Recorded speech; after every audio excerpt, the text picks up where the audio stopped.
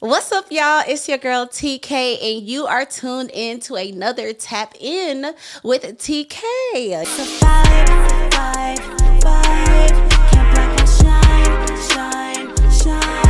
Can't kill my high.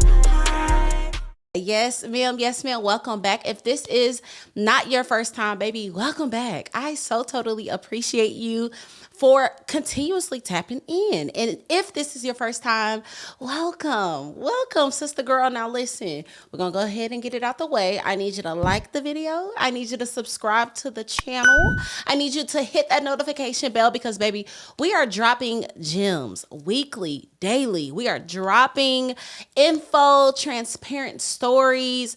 We're all about kingdom, but here specifically on Tapping with TK, I'm all about the girly things, okay? I'm all about femininity, evolving in womanhood, and just being the woman of God that you were called to be originally. As we kind of peel back all the layers of what the world and culture tells us to be. So if that sounds like something that you're interested in, like I said, go ahead and like the video. Go ahead and subscribe. Go ahead and hit the notification bell.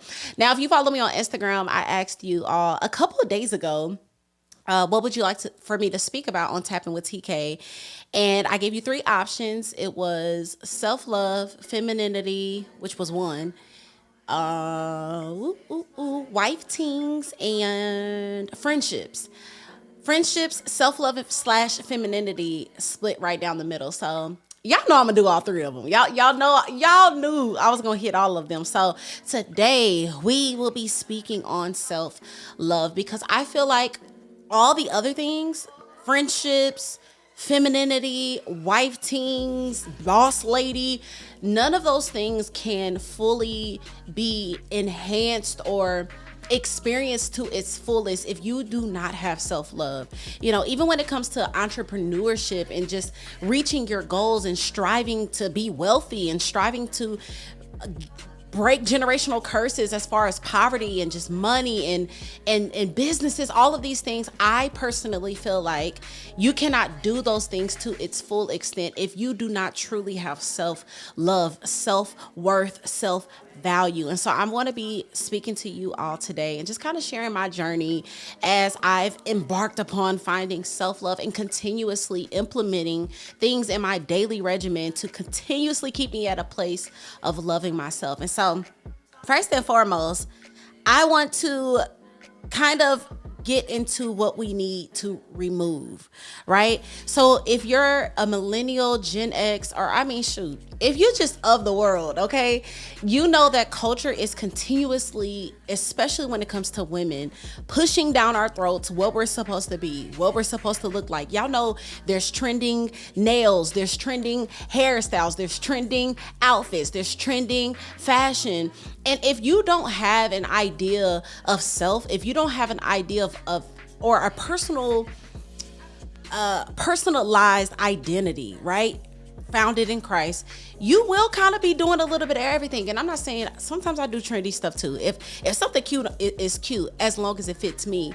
But the point that I am making is I again believe that this topic is so important to speak about because we're in a culture that loves to tell us what to do, loves to tell us who we are. And so even when it comes to love, self-love, for me in the beginning, I knew that I had to remove a lot of stuff. You know, you grow up certain ways. For me personally, just people telling me who I was, people telling me my personality, and dealing with rejection issues, dealing with abandonment, dealing with, you know, just family trauma and friendship trauma and church hurt, and all of these things just stack upon each other year after year after year. Next thing you know, that hurt, that rejection, that abandonment, if you do not confront it, it will become your identity. And so right now I'm speaking about removing, before we can get to self-love, we got to actually move what isn't you. So what along your journey have you said, let's say you went through an experience and you know, you've been sexually assaulted. You have, you know, a really bad breakup. You've been through domestic violence. You got, you know, a promiscuous past, whatever it is. a lot of times we carry that as if it is us.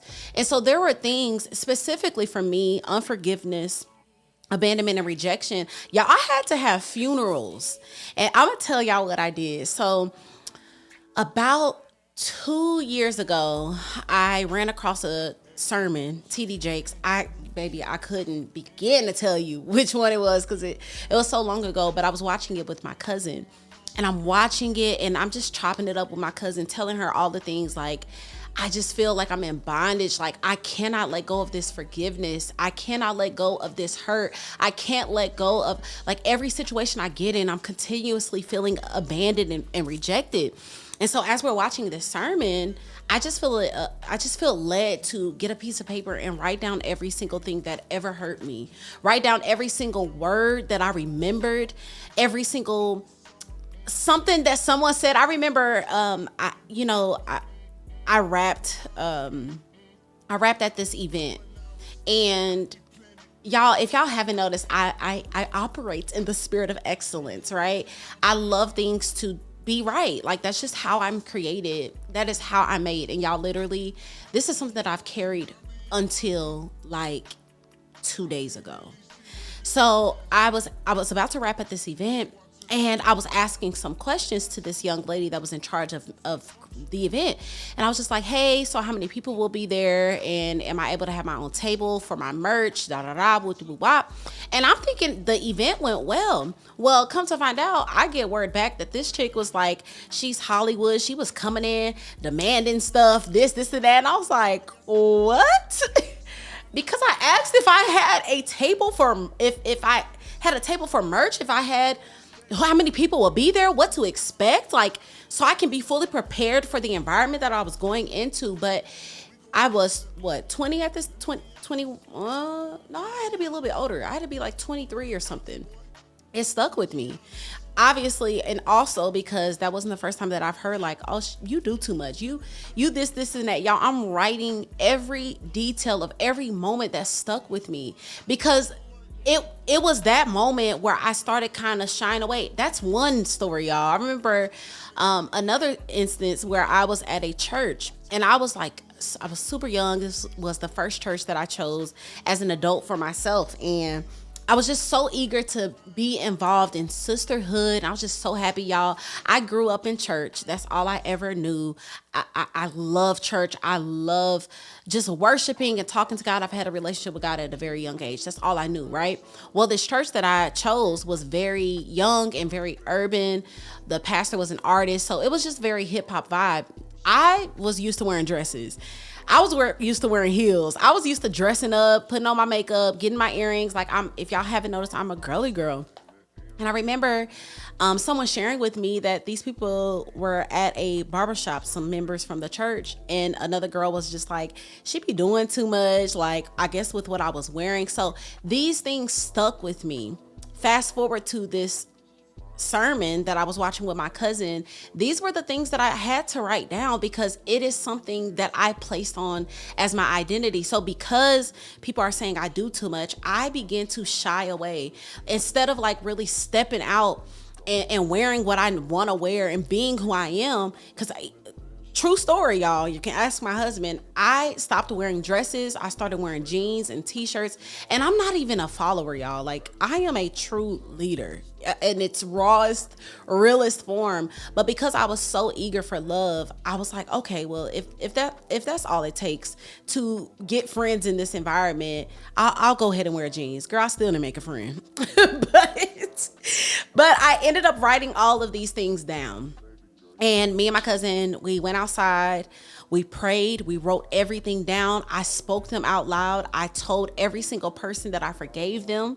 I didn't ask for an apology. I said, Lord, I give this to you.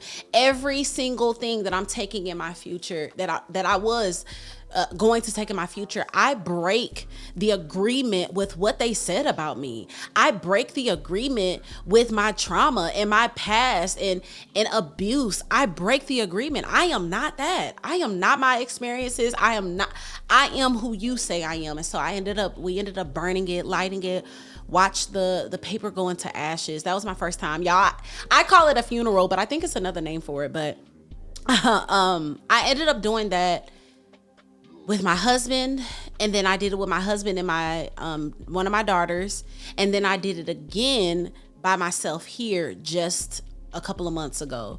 And so the reason why I'm sharing this with you is, again, before you get to truly loving yourself, you have to know what isn't you.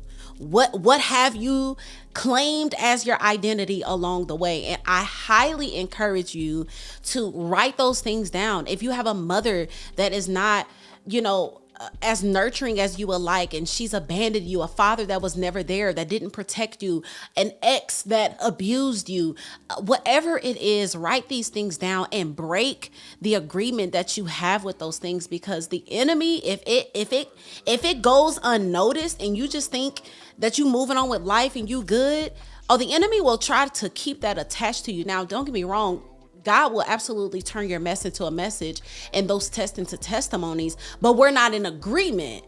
I'm not saying this is who I am. This is what I've been through, and this is what the Lord has turned around for my good, but that's not my identity. And so I highly encourage you, again, to write some things down that has disturbed your spirit. What triggers you? Just the other day, I was talking to my husband about a trigger that kind of shocked me, and I'm like, wow, I didn't even know that bothered me. Guess what I did? Wrote it down and burned it. I will burn a whole forest of trees before I allow triggers and trauma and past stuff to become who I am, because I lived long enough claiming things that just wasn't me. It's not who God created me to be.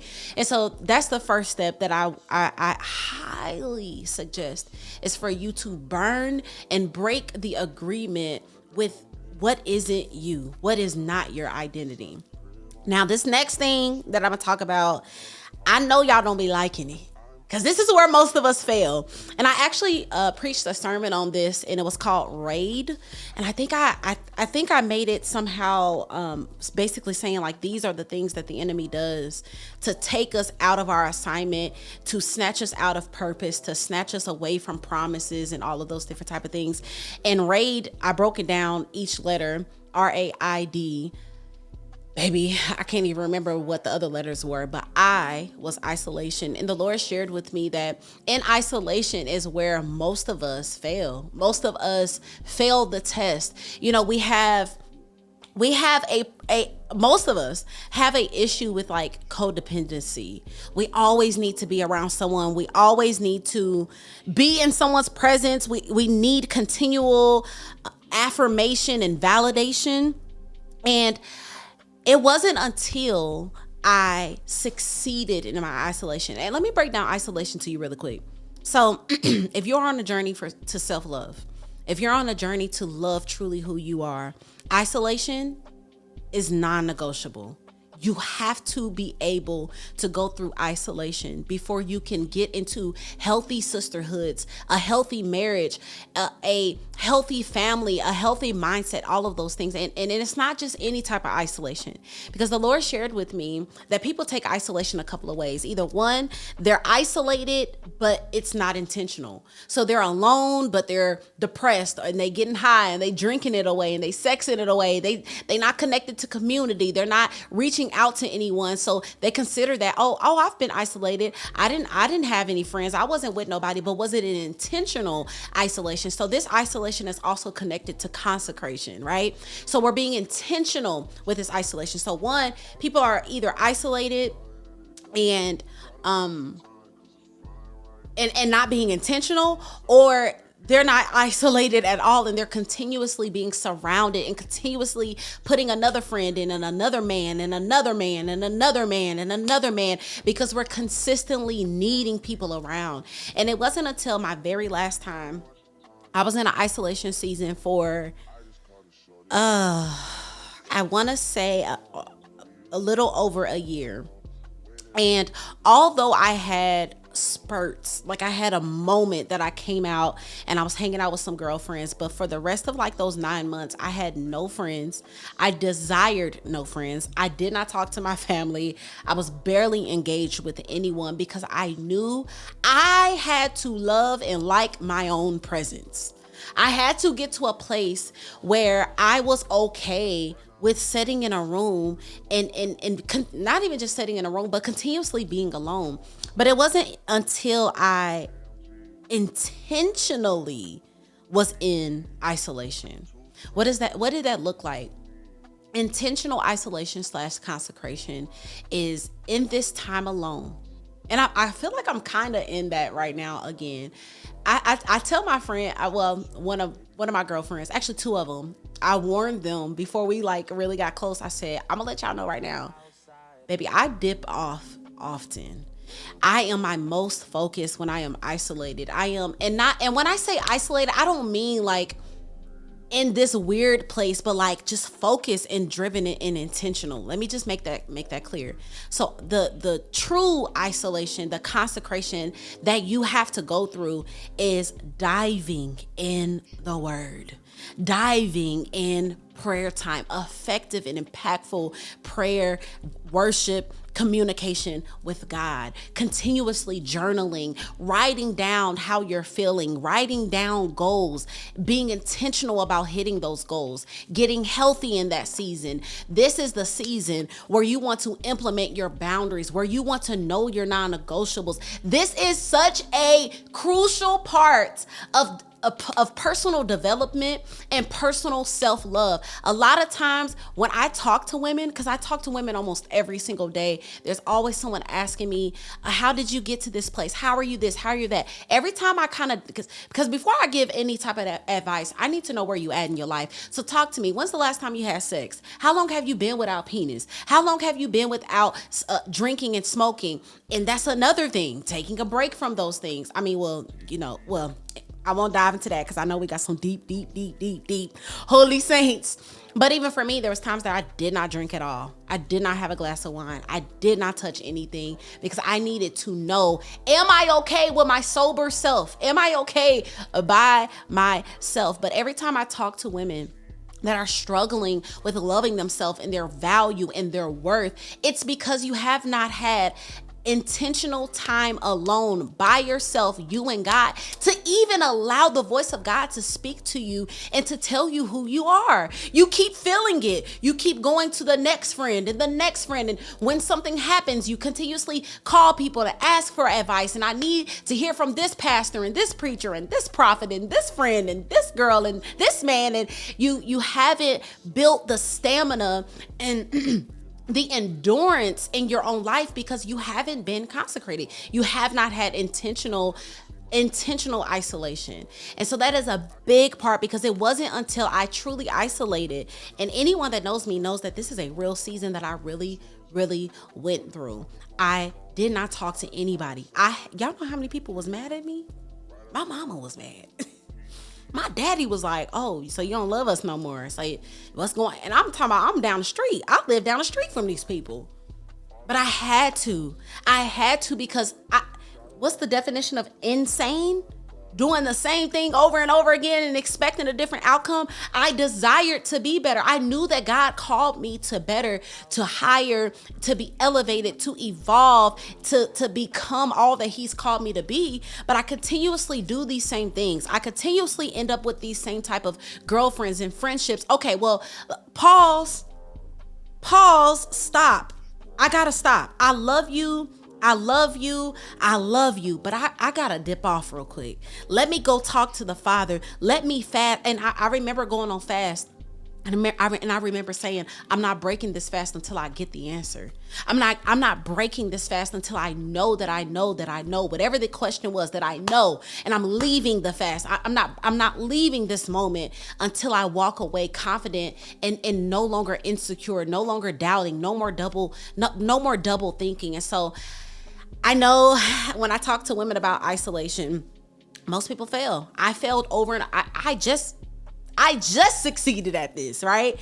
But it is such a crucial part because, again, we're so occupied.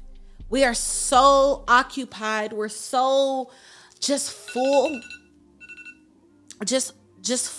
and continuously being talked to and told what to do and this event and that event. It's just it's just so much going on, and God is not going to scream at you. He's not going to stop you. He's not going to do any of that. You have to be intentional, and the answer is in that season. And so that is a huge, I had to kind of sit in there for a while, because without me isolating the way that I did, and sometimes still continuously, like my friends still kind of be like, dang, you dipping off again? Yes. And I am. And it wasn't until I isolated that I realized I need that often alone time. Y'all, I can't stand when my phone be ringing a lot. So many text messages, so many emails, so many DMs. I do a lot. I get overstimulated very quickly. So I gotta dip off. I am not, y'all. I am a low maintenance woman. Low maintenance woman, okay? In general, like, it don't take a lot for my husband to please me. Take me out a couple times. Make sure, you do what you got to do. Boom, boom, cool. As far as friends, we can hook up every 2-3 months. I'm cool. I don't need a lot. I don't, because y'all, when I tell you I am so driven, and I know that being continuously occupied will break my focus. And so it wasn't until I got in my isolation seasons that I found that out. So let's talk about a practical system that you can build to actually gain self-love. And I want to, I'm gonna go into the practical, but I have to speak about the spiritual part really quick. If this is your first time to my channel, to this Tap In with TK, I need you to know I am a woman of God first. All things come from the source, and the source is God, Jesus Christ, Holy Spirit, right? And you can't practically do anything without, for me, well, let me say this. I can't practically do anything. Like romanticizing a shower routine and drinking green juices. And yeah, that sounds practical, but without the encouragement and motivation from the Holy Spirit to gain the discipline, I can't do that without God. And so I just want to say that all these things that I'm going to list, it also still takes continuously leaning on God. I wake up in the morning, I'm like, Lord, help me to complete these tasks today. Okay. But practical things that you can create to build a system to continuously remind yourself to walk in self-love is boundaries. It's a big part. Say no, sis. You don't have to answer every phone call. You don't have to go to every event. You don't have to. There's been times where my friends have called me. I really, really need you to talk to you. I really need to chop it up. If it's a certain time, I'm sorry, I'm not answering. I got a man that I'm laid up with.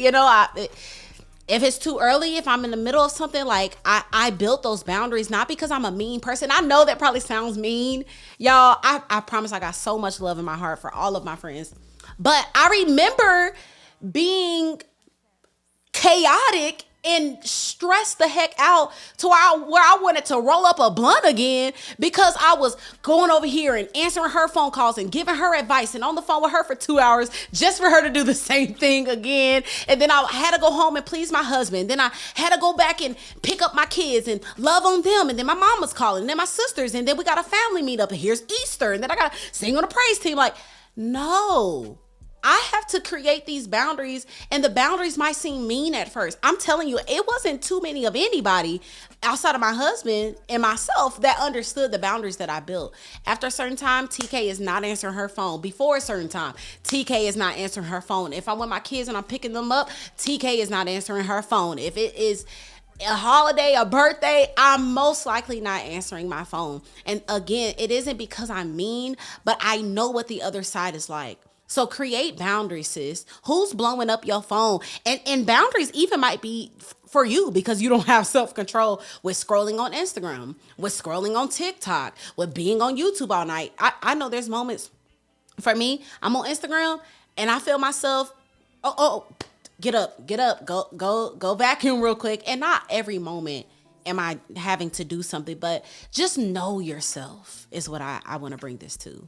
Know yourself. Know if you are a person that goes over and above and beyond for people, which is beautiful, but there's a moment for you. There are moments that you need. You have to fill yourself back up. And so I wasn't a good friend. The crazy thing is, when I was answering every phone call, giving all the advice, doing all these things, I wasn't a good friend. I was not a good friend, because I was exhausted and I was irritable at the fact that you kept calling me. You know what I'm saying? Like, And my advice started getting, girl, well, why you keep going back to him? Like, you know he gonna cheat on you again. Like, my advice started being a little more harsh because I'm like, I'm not rested. I didn't have a moment to get back into my woman cave and talk to the Lord and go on a date with my husband and fill up my love tank to come back and be full for you again. So just know you have to create boundaries because, baby, the world will pull on you, especially if you're if you are a woman that is a poor, you have the ability to heal with words. And I'm not talking about y'all like we're gods or nothing. Because I know y'all real deep, religious, spiritual people be like, oh, she said it's not you that's healing. We know. I'm just saying, like, if you have the ability to have self-control and your words bring healing with people and they bring calmness to people's lives, people will pull on you, and it's not up to them to determine when your tank is empty, and so create boundaries that will keep you healthy, okay? Because we don't want to give up. You are a gift. Let me just say that you are a gift. What you offer to your husband, your kids, your friends, that's a gift. But a gift also has to be protected, and a gift has to be maintained and watered and all of those things. Also, taking care of your temple, because we're talking about practical things, right? Taking care of your temple and disciplining yourself. So I know a lot of girlies. Now let me go scientific really quick. So gut health is directly connected to mental health, right? Baby, if you eating hot chips and Takis and cupcakes and donuts and hot tamales and you don't drink water, you don't eat fruit, you don't eat vegetables, that is not self-love, baby. I don't know what you need to do. Let me tell you what I did. So first and foremost, I was a vegan for a year, and I actually became a vegan because my daughter had alopecia. She lost about 70% of her hair. And so I started diving into plant-based herbal hair care. And then obviously I knew they told me there was no cure. In order for me, which I don't believe, because the Lord said that he supplied all those things, right? In order for me to heal that and to or at least better it, but it's because she's completely 100% girl hair, long, thick, all of that. But I knew it was from the gut. And so I ended up changing our family's diet. And it wasn't, and even before then, I wasn't a horrible eater, right? I wasn't a trash eater. I love fruit. I love water. I wasn't one of those, I don't like water girls. Like, if you are that, baby, come here. Let me talk to you. I need you to drink water. I need you to drink water because a lot of times we're so consumed by makeup products and hair products. Hair be bad. We don't have hair regimens. Skin be bad underneath that makeup. We don't have skin regimen. And all of that starts with what you are putting in your stomach. So practically taking care of your temple, baby, implement a green juice in your regimen every once in a while. Eat a salad every once in a while. Grill the fish instead of frying the fish. Use avocado oil instead of vegetable oil. Like, there's small things you can do. Doesn't mean you have to flip your life upside down. But instead of getting oxtails, let's just get some salmon tonight. Or maybe you're at salmon. Let's try some plant-based foods. Let's maneuver in the kitchen a little bit. Let's play around with some vegetables. Instead of a big piece of steak and a small portion of green beans, let's get a good portion of green beans and a small piece of steak. Just small things. And then on top of eating, rest. Go to sleep, baby. Go to sleep. My family sings this song. It was my sister Tina. She was singing to her son. He was crying. This is when he was younger. He was crying a lot. And she used to sing this song. Life gets rough, but you gotta take a nap. Life is rough, but you gotta take a nap. Like, sleeping heals a lot of things. It really does. Like, there's been times where I've been working, irritable. Take a nap. I wake up. I'm like, okay, life is not that bad, And so sleep. Go to sleep. Stop staying up all night watching a bunch of pointless stuff, right? Stop staying up all night. Wake up a little bit earlier. Have a regimen. Get time blocking in. Like, just having To the last point, discipline. Disciplining yourself. Y'all, we grown. I dealt with a lazy spirit. That was one of my issues. My mom did not work. I did not see her work a day in her life. So, I grew up not wanting to work. But not only that, I dealt with laziness, and I cannot want all of these things. And forget that. Forget money, forget wealth. Biblically, you don't work, you don't eat. And that's not even just a job for us women. Being productive and proactive in your home is probably one of the most beautiful things you can do for your environment, and the most feminine things that you can do is nurturing your environments. Nurturing your environments. The Lord gave me kind of this analogy the other day about nurturing. And, a lot of us, and femininity is a whole nother video, so I'm not going to dive into this too deep, but a lot of us struggle with femininity, right? Because we didn't see it. We don't know what it looks like. What does that really mean? And so I was asking the Lord the other day, like, what is a righteous, divine femininity, holy femininity, right? And he gave me the word nurturer. You're a nurturer. Well, what is a nurturer? Even if I don't know how to act, like, how people are like, oh, feminine girls like talk like this, and they're really meek, and they're really this. Well, okay, let's say we're not there. Let's just nurture our environments. And what does that look like? It means we're watering things. It means things are growing. It means that things are green and fresh and well. Our environments are well kept. Our temple is well kept. We care. We care about the things that are around us. And specifically in this context, we care about ourselves. You cannot be a nurturer of your environment if you are not a nurturer first of yourself. So taking care of yourself, and taking care of yourself takes discipline. It means doing things when you don't want to. It means doing things that you don't want to. I get up every day at 5:45. Y'all think I want to get up at 5:45? Of course not. But I know that's the only time I'm going to get alone with God. And I need him. I need him to be a good wife, to be a good girl, be a good human. Okay. And so waking up and then going to bed late. I'm in my bed at 9 p.m. except for recording nights. I'm in my bed. I'm not talking on the phone. I'm not on Instagram. I'm not on TikTok. I'm not on YouTube. I'm either chatting it up with my husband, pillow talking, or doing a do. That's it. I'm not. We too grown to be up all night and get no sleep. Take care of you. That is outside of, obviously, growing your relationship with God, taking care of yourself by sleeping and getting rest is one of the biggest things. And the last thing I want to end this on, and the most important, last but certainly not least, it is the most important thing. Self-love, it's loving God and letting God love you. It wasn't until isolation in that season I allowed the Lord to tell me who I was. I don't want to make up my own identity. I know people are like, you can be whoever you want to be and you can create your own identity. I don't want to. I'm not God. I'm going to create a mess. Okay. These hands, filth.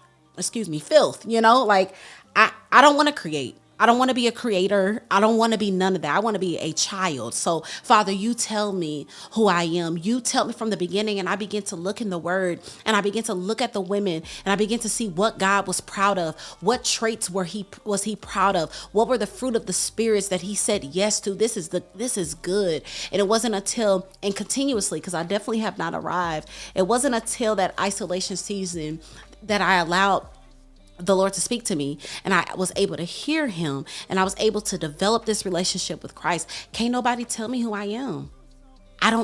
When I tell y'all, I sincerely do not need validation. Like some people like get into environments and relationships with people, like even my husband, he'll be like, oh babe, I'll be looking sexy around the house. He'll be like, oh, okay, baby, I see you doing that for me. Buddy, I'm doing this for me. I'm sexy for me. I wake up and put oil on my skin for me. I brush my teeth for me. I shave my legs for me. I get waxed for me. I do my nails and toes for me. All of this stuff is for me. I don't do anything for outside opinion. Not saying I'm not human. Not saying I don't have moments for whatever recognition. Girl, what's recognition? For recognition. But overall, because of those seasons, and I've already, I've been a pretty confident woman, but now having the history with Christ and having seasons where I slowed down and I said, God, you got to tell me who I am, because they trying to tell me. And what they telling me is creating a monster. What they said, it's going to create a monster. And so then again, femininity is the next video. It wasn't until I laid down and I disconnected and I disagreed with what they said I was, even what I said I was, that I was able to walk in femininity. And that is the next video. So I hope this helped y'all out. I tried to make this practical, but everything is spiritual. I just want y'all to know that. And just know you cannot do this alone. Call on Christ. Call on God.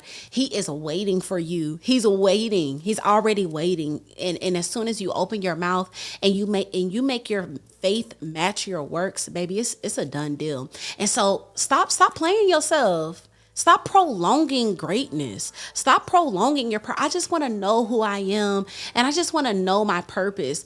Well, okay, how about you stop the agreements that you have? You're not just a wife, sis. You're not just a girlfriend, sis. You're not just a worship leader. You're not just an artist. You're something so much bigger, so much more. And you're not going to be able to find that until you ask Christ and you let him show you and you let him tell you. And that is the only true way to self-love. And so I hope this video helped y'all. I missed y'all so much. I miss doing this, y'all. I'm trying to not make these too long. Y'all let me know what type of time y'all on. Like, y'all like vibing with me, or y'all like, sis, we just need nuggets. We just need a little nuggets, just little snippets. Let me know, because I can do a 15 or I can do a 30-minute video. Just let me know. But if you enjoyed this video, baby, comment down below. Comment down below some things that helped you along your self-love journey. What helped you to love yourself more? What helped you to come upon your true identity? What's some steps that you took? I love to hear your comments or see your comments down below. Chat with me. Follow me on every platform, every social media platform, Instagram, Facebook, Twitter, all the things. And I truly hope to see you on the next Tap In with TK.